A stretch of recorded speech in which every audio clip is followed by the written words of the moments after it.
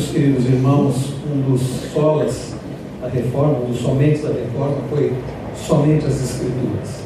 Uma das características tão abençoadoras da reforma protestante foi a igreja retornar às Escrituras. É por isso que no culto reformado, na igreja reformada, as Escrituras, elas são sempre a base de todo o culto. Tudo o que fazemos no culto, de acordo com as Escrituras. E o momento, conquanto todos os momentos do culto são abençoadores e importantes, mas o momento da pregação da palavra, da exposição das Escrituras, é um momento muito especial do culto reformado, do culto das igrejas reformadas, das igrejas cristãs. E é por isso, meus irmãos, que nós, neste momento tão especial como todo o culto, mas um momento tão importante em que as Escrituras serão expostas, nós somos gratos a Deus que nos dá esse privilégio. Estamos, como disse no início, também recebendo o reverendo Wilson do Amaral, filho. O reverendo Wilson do Amaral, não sei se é o pastor em atividade em Jundiaí, mais antigo, que iniciou primeiro, se não um dos mais antigos. O reverendo Wilson do Amaral iniciou o seu ministério em Jundiaí como pastor em 1982. Como eu já citei, pastoreou essa igreja durante 15 anos, mas a segunda igreja presbiteriana de Jundiaí. Então é um dos pastores há mais tempo servindo ao Senhor na nossa cidade. Ele também é chefe de gabinete da reitoria da Universidade Presbiteriana Mackenzie, e é uma alegria e uma honra para nós tê-lo conosco para expor as Escrituras conforme a vontade do Senhor. E desejamos que Deus muito use e o abençoe em nome de Jesus.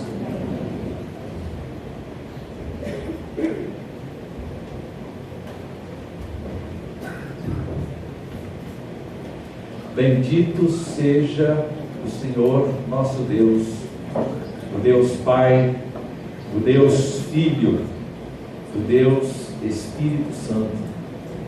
Bendito seja o Deus que tratou com Lutero e o chamou para a sua luz. Bendito seja o Senhor que nesta noite nos reúne a todos, e eu quero saudar a igreja. Que a graça do Senhor repouse sobre a vida de todos nós, povo do Senhor, e que a graça de Deus repouse sobre a vida desses obreiros que estão aqui, destes homens que têm sobre os seus ombros a responsabilidade de guiar a todos nós. Que Deus seja louvado, meus irmãos, nesta noite. Eu quero dizer que eu sou a pessoa mais inapropriada para estar aqui. Todos eles pregariam melhor que eu, certamente. Mas eu quero, antes de pregar, falar um pouquinho a respeito da vida deste homem, para que os irmãos se situem. Nós estamos distantes dele mais de 400 anos. A história do mundo era outra. A Igreja Católica Apostólica Romana estava num processo de decadência, no sentido de que vários movimentos estavam se juntando no sentido de resistir à igreja, porque era a igreja que tinha, naquele momento, o poder da Bíblia. A maioria das pessoas não sabia ler. A maioria das pessoas não tinha Bíblia. Hoje nós temos 3, 4, 5, 10. Os pastores aqui devem ter uma dezena, mais do que uma dezena. Mas o povo não tinha Bíblias. Somente as pessoas de alta classe tinham Bíblias em latim. Na Inglaterra, uns 2 séculos antes, Wycliffe tinha traduzido para o inglês. E na Boêmia, no século seguinte, praticamente, João Hus traduziu para o boêmio, para o idioma tcheco. Lutero era um rapaz que foi orientado pela família para estudar direito. Ele obedeceu a mãe e ele foi estudar direito, mas numa tarde, voltando para casa, voltando da casa dos pais para a escola, Ele passou por uma tempestade muito forte, com relâmpagos caindo muito próximos dele, e ele invocou Santa Ana. E ele disse: Santa Ana, livrai-me. Se me livrares, eu serei monge. Eu acho que ela o livrou. Eu tenho essa impressão. E o fato, queridos irmãos, é que naquele mesmo ano, com 22 anos de idade, ele foi para o mosteiro e se tornou um monge agostiniano. Com 24 anos, ele estava formado no seminário. Ele era, então, uma pessoa formada em teologia agora. E com 25 anos, ele passou a lecionar. Ele tinha um raciocínio muito rápido, ele escrevia muito, ele era muito esforçado. Se nós nos lembrarmos do testemunho que o apóstolo Paulo deu, o apóstolo Paulo dizia que ele foi, se não o melhor, um dos melhores fariseus que a terra teve. Por Martinho Lutero, era um daqueles monges, era um daqueles estudiosos, era uma daquelas pessoas que incomodava a todos os outros por causa do seu excesso de estudos. Se nós vivêssemos há 499 anos atrás, nós chegaríamos para a cela dele e diríamos: você é um Caxias. Porque ele tinha esta ambição, mas no fundo da sua alma, Lutero tinha uma sede de Deus, que ele buscava na religião católica. Exercia os seus deveres, além de ter uma vida que os alemães têm, gostando bastante de cerveja e outros hábitos. O fato é que Martinho Lutero resolveu visitar Roma, e ao visitar Roma ele ficou decepcionado com o uso das coisas, com a forma como as coisas estavam sendo conduzidas pela igreja. Ele ficou escandalizado com tudo que viu lá, veio aborrecido de lá, e o seu mestre Staupitz disse: olha, vai estudar grego e hebraico, para que você lecione melhor a Bíblia. Staupitz não sabia o mal que estava fazendo, porque na verdade, meus queridos irmãos, Lutero começou a estudar, e começou pelos Salmos, e ele não compreendia a justiça de Deus. Ele olhava para o Antigo Testamento e ele via que Deus era extremamente exigente, que Deus queria a santidade pessoal dele, mas ele não conseguia ser santo. Ele não conseguia, por mais que se esforçasse, por mais que fizesse as penitências estabelecidas pela igreja. As penitências são 3, são jejum, oração e esmolas. Além do que, ele fazia peregrinações, ele se machucava, ele se feria em alto flagelo, e ele gritava na cela dele nas madrugadas, tentando com isso afastar o diabo, porque efetivamente ele acreditava que para chegar a Deus ele precisava ser justo em primeiro lugar, para depois andar por fé. Na confluência do texto do Salmo 31 com Romanos capítulo 1, versículo 17, ele foi descobrindo que a justiça de Deus não era aquilo que ele odiava em Deus, mas era aquilo que efetivamente tinha sido a proposta divina. Como é que Deus vai executar a sua justiça numa humanidade caída? A resposta é: Deus vai executá-la por meio do Evangelho. O Evangelho, diz o Paulo aos Romanos, é o poder de Deus para a salvação de todo aquele que crê, primeiro do judeu e também do grego. E ele dizia ainda que o meu justo viverá por fé, citando o livro de Abacuque.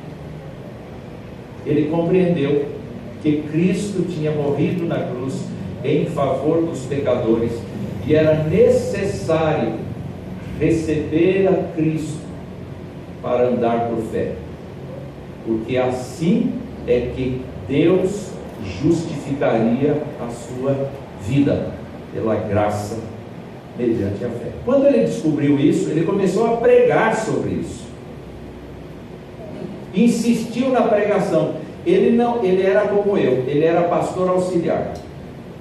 Como ele era dedicado à Universidade de Wittenberg, ele não podia assumir uma paróquia, mas ele era um confessor, ele ouvia os pecados dos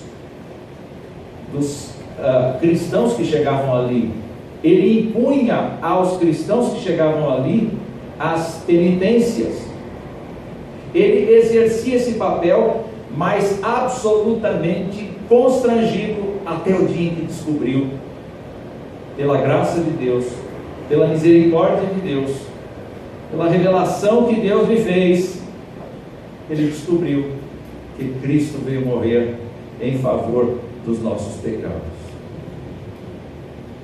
Nós temos que bendizer a Deus, porque este milagre, o milagre da conversão, aconteceu na nossa vida.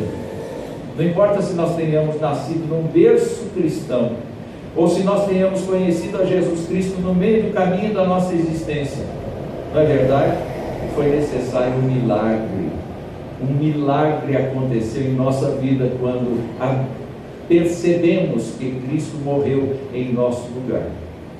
O fato, meus irmãos, é que Martinho Lutero tinha recebido uma educação tomista, isto é, de Tomás de Aquino.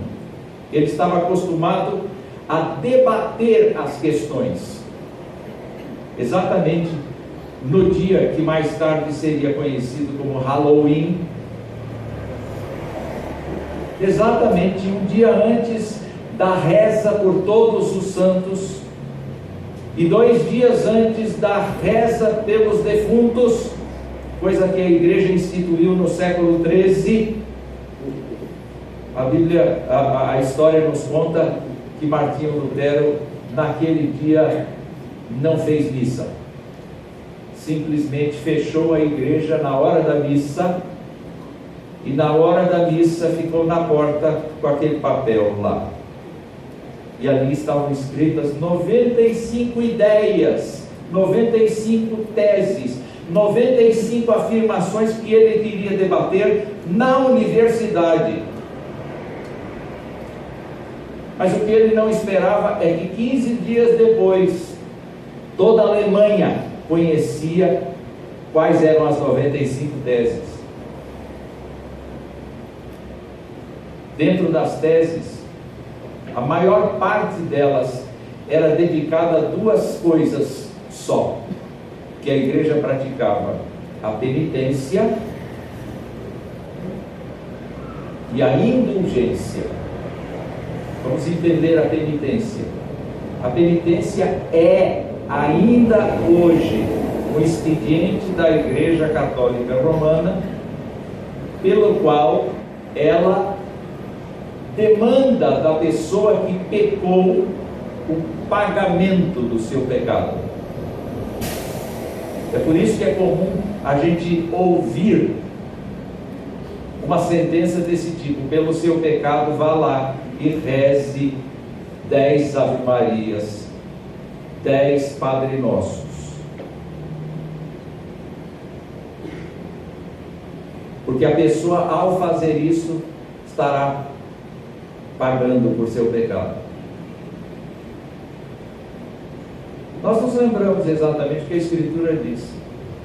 Ela diz em 1 João 9: se confessarmos os nossos pecados, Ele é fiel e justo para perdoar os pecados e nos purificar de toda a injustiça. Hoje a gente sabe, pela leitura das Escrituras, que aquilo que fizemos hoje neste culto, abrindo os nossos corações para o Senhor e confessando a Ele toda a nossa iniquidade, nós descobrimos pela graça de Deus que estamos limpos pelo sangue de Cristo, porque a justiça do Evangelho se manifesta em Cristo. Mas Lutero não sabia disso, até o instante em que ele começou a estudar a palavra de Deus nessa direção e com essa revelação. A segunda coisa que Lutero bateu de frente com as 95 teses foi a questão das indulgências. Todo e qualquer bom católico romano não vai para o céu diretamente, exceto se tiver cumprido o sacramento do sacerdócio. Vocês estão livres, vão para o céu direto. De acordo com a doutrina católica, os pastores vão direto para o céu. O resto de nós vai para o purgatório, um lugar de tormento para purgar o que falta da nossa vida imperfeita.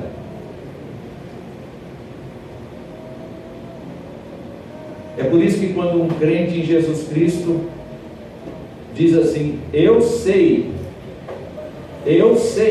creio que quando Jesus voltar, eu estarei de pé com Ele, na glória celestial. O católico diz: você não pode falar isso, porque você não sabe se do purgatório você vai para o céu ou vai para o inferno. Porque por esta razão é que foi instituído pela igreja o seguinte princípio: morre alguém da gente, morre alguém da família, nós temos que fazer a missa de um dia, de 7º dia, de 30º dia, de 1 ano, de 2 anos, de quantos anos for, porque todas as vezes que nós efetivamente rezarmos por aquela alma que está no purgatório, menos tempo ela fica lá. Onde está Cristo nisso? Onde está a salvação prometida nas Escrituras? A igreja adquiriu para si o direito de salvar ou não salvar. E Lutero, descobrindo que a graça de Deus nos salva, porque a justiça de Deus é aplicada no Filho de Deus, começou a pregar contra isso de forma veemente. Ele era violento nas formas com as quais ele se pronunciava diante da sociedade.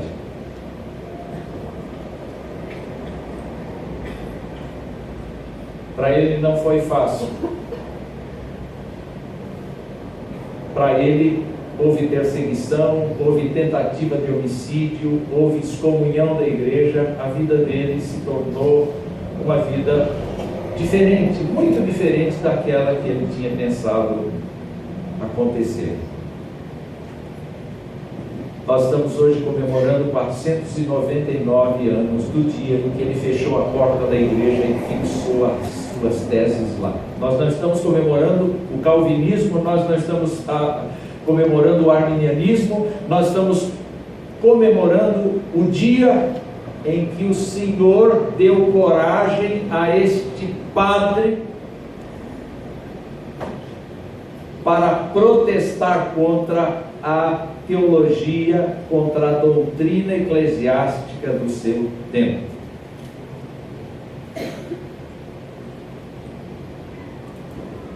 O que me espantou, irmãos, é que Lutero se apaixonou pela carta aos Gálatas. Apesar de Romanos ser a carta que fez o cruzamento com o Salmo 31, ele se apaixonou pela carta aos Gálatas. E eu quero pedir a vocês que têm Bíblia, por favor, que me ajudem lendo alguns versículos de Gálatas.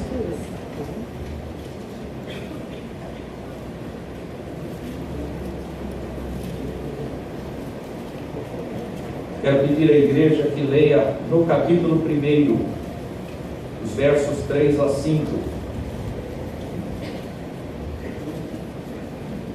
Gálatas, capítulo 1, de 3 a 5, por favor. Graças a vós outros, graças à parte de Deus, nosso Pai, e do nosso Senhor Jesus Cristo, o qual se entregou a si mesmo pelos nossos pecados, para nos desarraigar deste mundo perverso, segundo a vontade de nosso Deus e Pai, a quem seja a glória pelos séculos dos séculos. Amém. Capítulo 2, 16.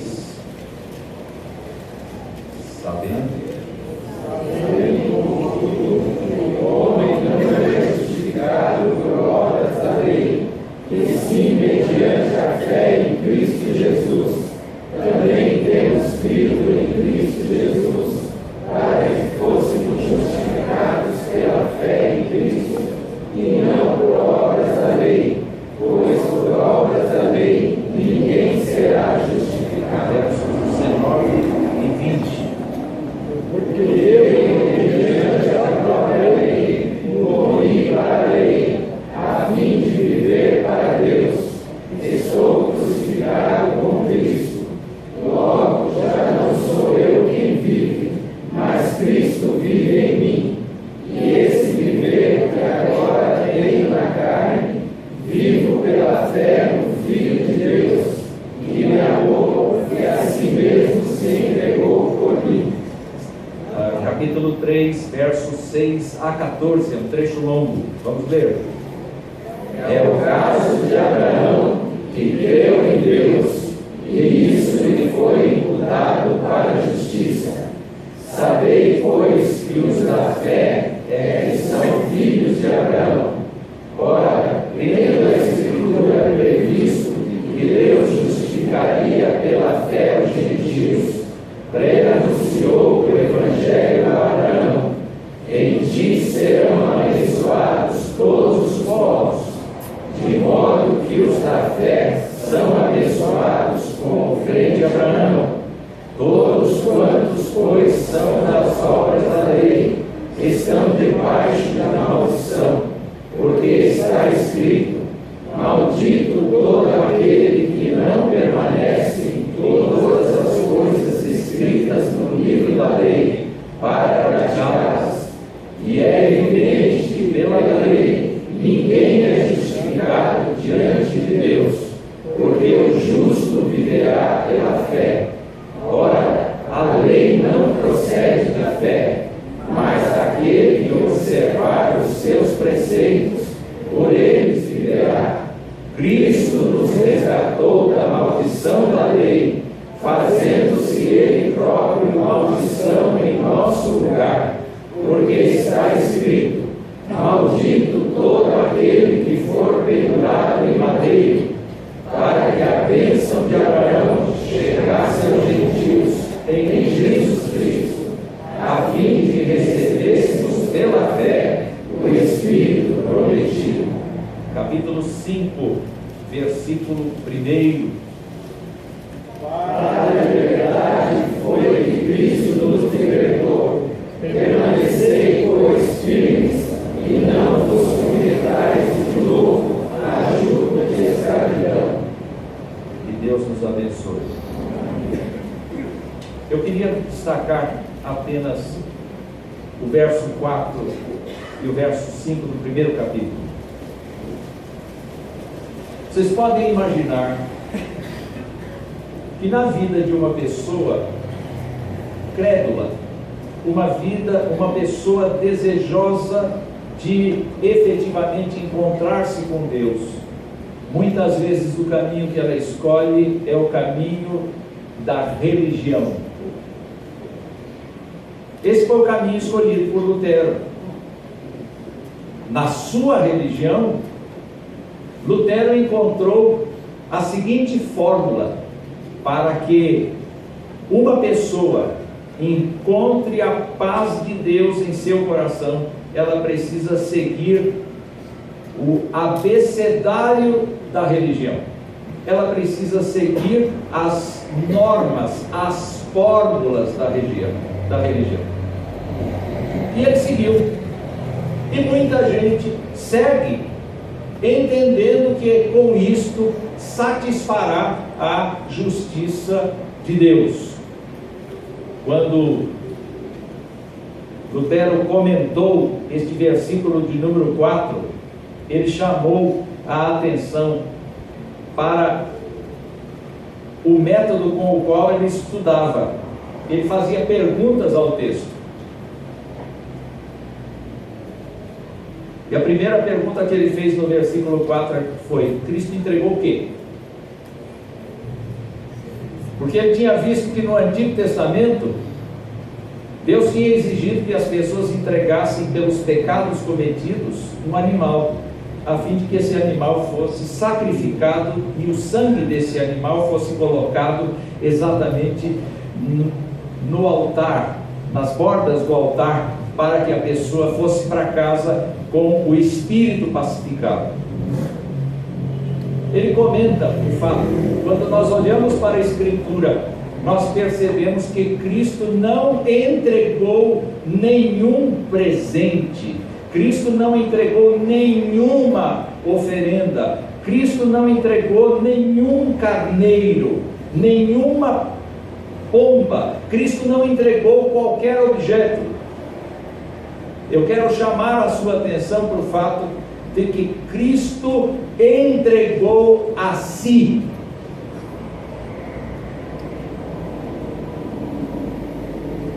É claro que ele não chega a olhar outras partes da Escritura quando comenta esse versículo, mas nós sabemos, mediante a revelação da Escritura, que esta decisão de Cristo entregar a si mesmo não foi nada obrigatório para ele.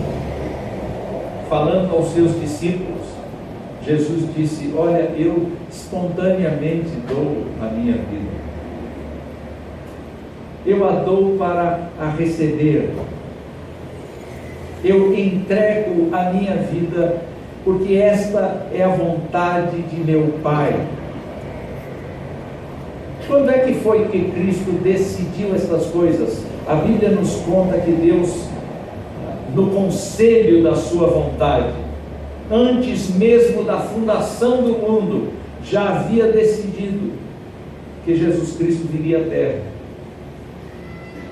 e viveria como um de nós, e experimentaria o nosso fardo, e experimentaria conviver com a nossa imperfeição, e experimentaria ser traído, ser desprezado, ser humilhado, ser condenado injustamente, ser levado a um tribunal pagão, ser executado publicamente, a fim de que todos o vissem numa condição absolutamente mortal. Toda a sua vida exposta ali. E Lutero se impressiona com o fato de que a justiça de Deus demandava isso, porque ele dizia a respeito dos pecados: olha, não foi por pecados insignificantes que Cristo veio à terra, e não foi só por alguns pecados que Cristo veio à terra. Cristo veio à terra porque nós não somos limitados no nosso pecado, nós somos ilimitados, nós não cessamos de pecar.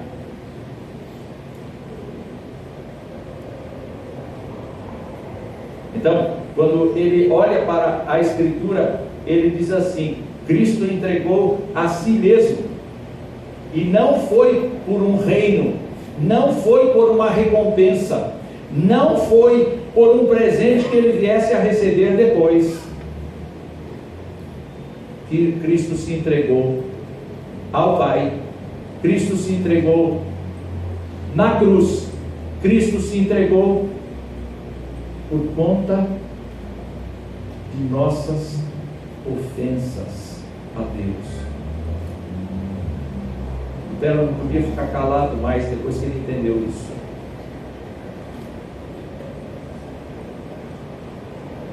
E toda vez que uma pessoa diz assim: padre, pequei, ele agora tinha o entendimento: não se dirija a mim, se dirija a Deus. Não fale comigo, fale com o Senhor, porque o Senhor conhece você, e o Senhor entregou a vida por você. O Senhor fez isso de boa vontade, para agradar o Senhor dos exércitos. O Senhor entregou a si mesmo não para uma recompensa.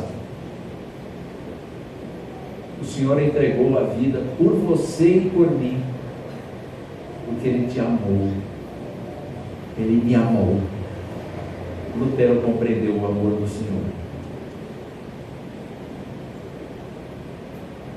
O texto nos diz, meus irmãos, que o objetivo de Cristo é entregar a si mesmo por nós. Foi por causa do que fazemos contra Deus. Mas Ele tinha um objetivo, porque a vontade de nosso Deus e Pai, que está no fim do versículo, diz que a vontade de Deus, nosso Pai, era de nos desarraigar deste mundo perverso. Nós devemos entender, como bons cristãos do século 21, é uma ação de arrancar do contexto, de arrancar da situação existente.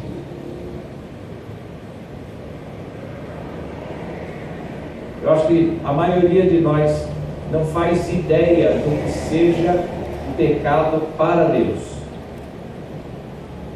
Pecado para Deus é uma ofensa tão grande que as pessoas não podem se achegar perto dele. E o objetivo da morte voluntária de Jesus Cristo na cruz nós sabemos, mas Lutero não sabia direito, estava aprendendo isso. É que nós fomos capturados pelo amor de Cristo para não fazermos parte do mundanismo do mundo.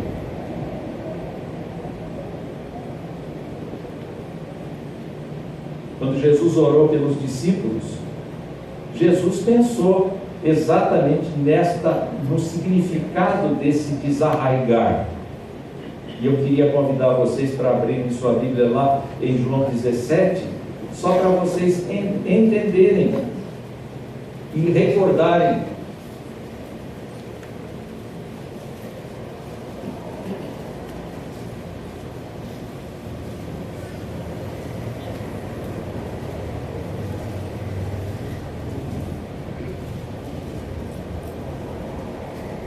Versos 12 em diante, ou melhor, verso 11. Jesus disse assim: Pai, já não estou no mundo, mas eles continuam no mundo, ao passo que eu vou para junto de ti. Pai Santo, guarda-nos em teu nome que me deste, para que eles sejam um assim como nós. Quando eu estava com eles, guardava-os em teu nome que me deste, protegi-os, e nenhum deles se perdeu, exceto o filho da perdição, para que se cumprisse a Escritura. Mas agora vou para junto de ti, e isto falo no mundo, para que eles tenham o meu gozo completo em si mesmos. Eu lhes tenho dado a tua palavra, e o mundo os odiou, porque eles não são do mundo, eles estão desarraigados do mundo, eles estão tirados do mundanismo do mundo, eles não pertencem à ordem satânica que habita sobre o mundo. Eles são povo de propriedade exclusiva, eles são nação santa, eles são povo especial de Deus, para proclamar as virtudes daquele que o chamou das trevas para a maravilhosa luz.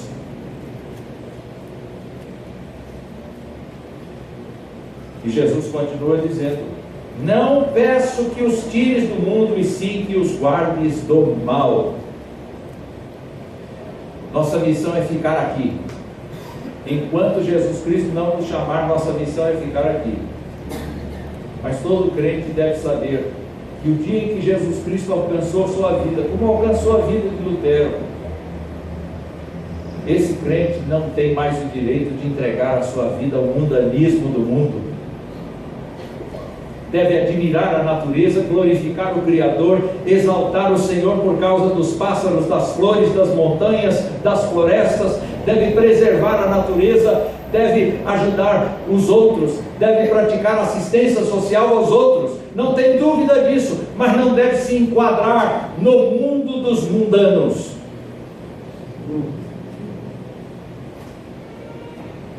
Porque agora não está vivendo uma religião, está vivendo um relacionamento. Relacionamento com o Filho de Deus, que entregou-se a si mesmo pelos pecados.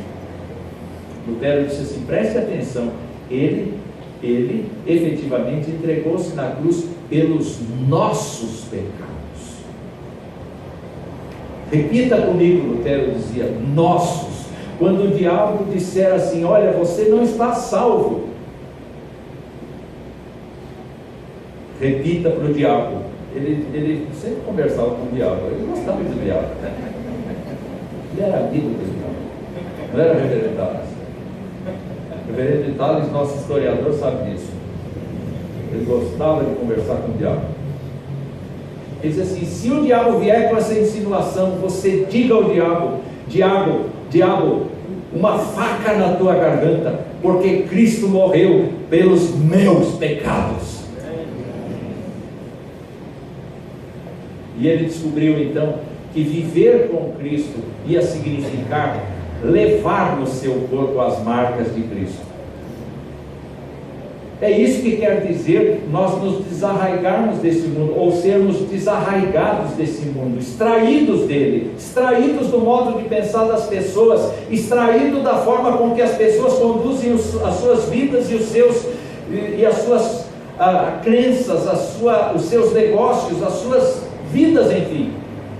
O que ele queria efetivamente, o apóstolo Paulo queria efetivamente, era demonstrar que Cristo tinha feito um trabalho fundamental, mas nós estávamos envolvidos nesta retirada do mundo perverso.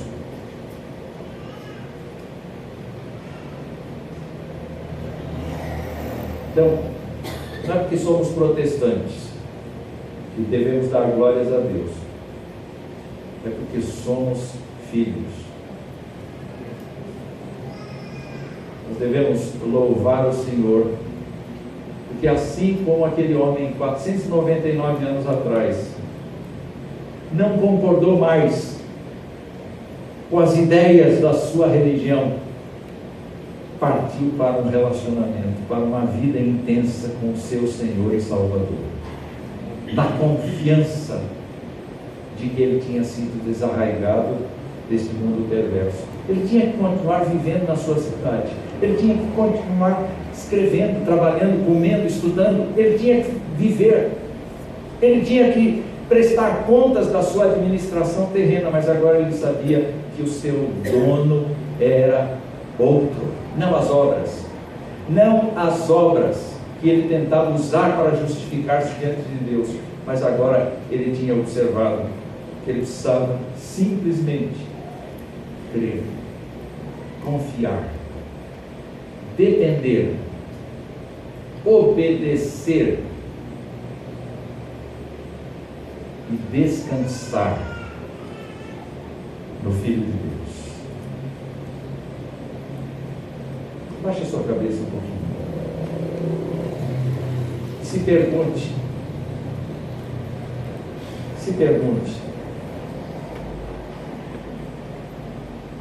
se Deus já tocou a sua vida tão fortemente que você descobriu agora que a propriedade do Senhor não se pertence mais. É agora uma pessoa de quem o Senhor está tomando conta para perdoar suas ofensas, para perdoar a sua caminhada irreverente diante dele. Pense, se você tem a convicção de que Jesus Cristo perdoou os teus pecados com o objetivo de te desarraigar deste mundo perverso.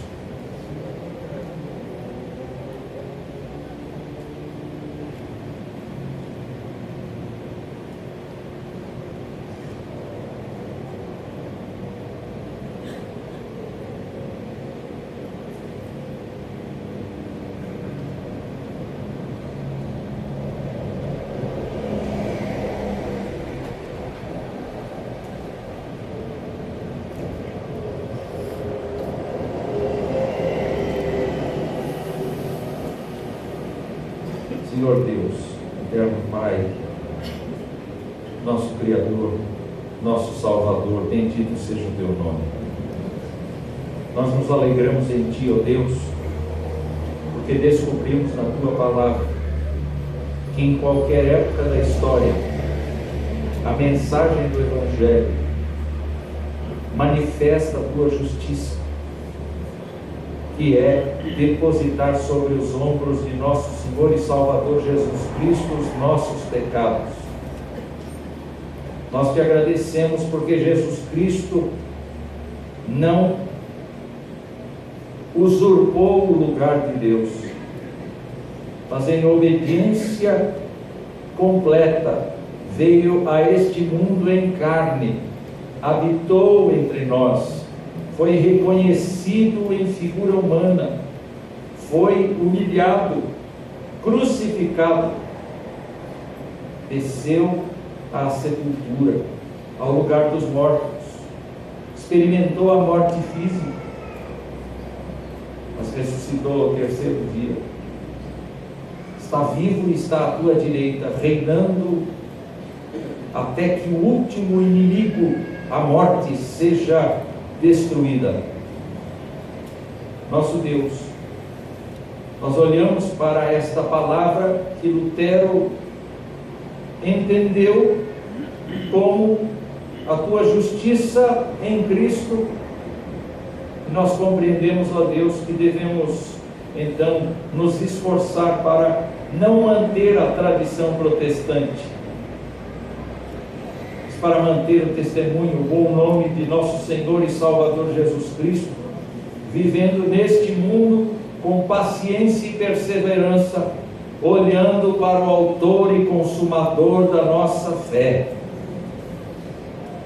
Nosso Pai, nós sabemos que a tua vontade foi satisfeita em Cristo Jesus.